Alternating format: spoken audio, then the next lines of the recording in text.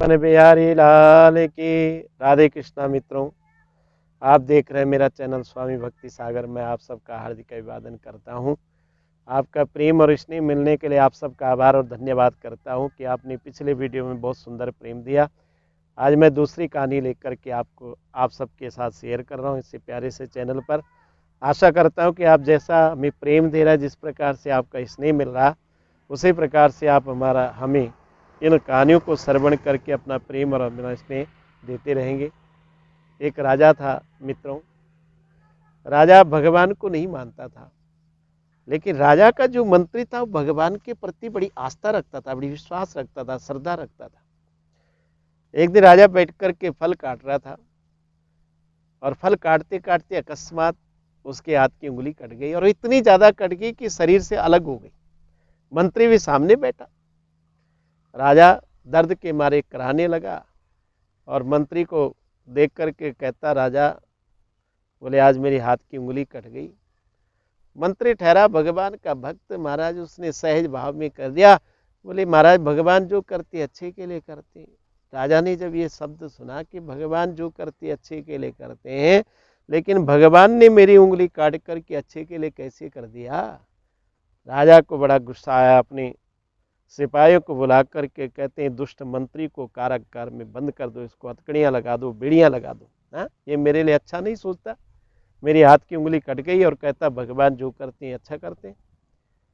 मंत्री जब कारावास में डालने लगा, हथकड़ियां पड़ने लगी, बेड़ियां पड़ने लगी, तो मंत्री फिर उसी भाव में कहता, बोले महाराज भगवान जो करते हैं अच्छे के लिए करते हैं। उसको उस समय भी कोई दुख और कोई पीड़ा नहीं हुई। वहां भी उसने इस बात पर विचार किया, चलो भगवान जो करते अच्छे के लिए करते हैं, और वो कारावास में चला गया। कुछ समय व्यतीत होने के बाद एक दिन महाराज के मन में भाव आया, शिकार खेलने के लिए अपनी छोटी सी सेना को लेकर के वो शिकार खेलने के लिए जाते हैं और घनघोर जंगल में पहुंच जाते हैं। वहां जाकर के जो सेना थी वो साथ से छूट गई और राजा आगे जंगल में पहुंच गए। वहां जाकर के कुछ जंगली कोल भी लोग थे, वो माँ भद्रकाली की बलि देने के लिए किसी नरबली के व्यक्ति को ढूंढ रहे थे। उन्होंने देखा हमारा राजा बड़ा सुंदर अलंकृत सुंदर वेश में प्रकट है, इसलिए उनको बड़ी प्रसन्नता हुई और सोचा आज तो माँ भद्रकाली बड़ी प्रसन्न होगी। इतना सुंदर भद्र पुरुष, श्रेष्ठ पुरुष हमें बलि देने के लिए मिल गया।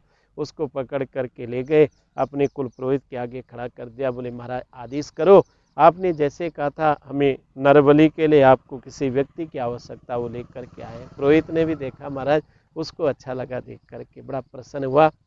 और जैसे उनकी परंपरा थी, बलि देने से पहले उसके शरीर को स्नान कराना, वस्त्र पहनाना, तिलक लगाना, माला इत्यादि चढ़ाना, ये सब कर करके बड़ा सुंदर ढंग से सजाया धजाया। लेकिन पुरोहित के मन में पता नहीं क्या भाव आया। पुरोहित ने अपने उनसे कह दिया, बोले महाराज इसके शरीर को चेक कर लो, कहीं इसका शरीर कहीं कटा फटा तो नहीं है। जब उन्होंने उसके शरीर के संपूर्ण तरफ जा कर के देखा, हाथ की उंगली की ओर आए, तो वहां जा कर के देखते महाराज उसके हाथ की उंगली कटी हुई है। कुल पुरोहित ने अपने जितने भी सेवक थे उन सबको अनुरोध कर दिया, बोले महाराज इसका शरीर खंडित होने के कारण जो है माता इस बलि को स्वीकार नहीं कर सकती, इसलिए छोड़ दो। राजा जब वहां से छूट करके वापस घर आने लगा, आने के बाद वो विचार करने लगा, चिंतन करने लगा, आज भगवान ने कितनी बड़ी कृपा की जीवन पे। अगर हाथ की उंगली कटी ना होती महाराज तो मेरा बलि दे करके आज जीवन समाप्त हो जाता। इसलिए उसके मन में कहीं ना कहीं उसके बाद भगवान के प्रति श्रद्धा और भगवान के प्रति आस्था और विश्वास जागृत हो गया। लेकिन उसने सोचा कि मंत्री को जाकर के पूछूंगा कि मंत्री जिस समय कारावास में मैं डाल रहा था, उस समय मंत्री के मन से और यार उनके मुख से एक ही वाक्य निकला था कि भगवान जो करते अच्छे के लिए करते हैं। इसलिए भगवान ने उनके साथ किस प्रकार से अच्छे के लिए किया, ये कहते हैं उनको जा कर के पूछे। आज राजा मंत्री के पास कारावास में डालता और मंत्री को कहते, बोले तुम वास्तविक जो कहते थे बिल्कुल सत्य ही कहते थे। भगवान जो भी करते हैं जीवन में और जिस प्रकार से वे करते हैं वो अच्छे के लिए करते हैं। आज मैंने इस बात की अनुभूति की, इस बात का आभास किया जीवन में कि सचमुच हमारा जीवन अगर भगवान की कृपा की अनुभूति करे, कृपा का आभास करे, तो कहीं ना कहीं हमारे जीवन में हमारे जीवन के साथ हर पल हर क्षण कहीं ना कहीं कृपा की अनुभूति होती है। राजा ने अपने साथ जो घटना व्यतीत हुई सारी मंत्री को सुनाया। और मंत्री को कह दिया कि वास्तविक अगर उस दिन हाथ की उंगली ना कटी होती तो आज सिर कट करके राम नाम सत्य हो जाता। लेकिन मन मन में एक भाव आता है कि जिस समय मैं आपको कारावास में डाल रहा था उस समय भी आपने ये बात कही थी कि भगवान जो करते अच्छे के लिए करते कहते हैं। आपके साथ भगवान ने ऐसा कौन सा अच्छा कर दिया जो आपको कारावास में रहना पड़ा।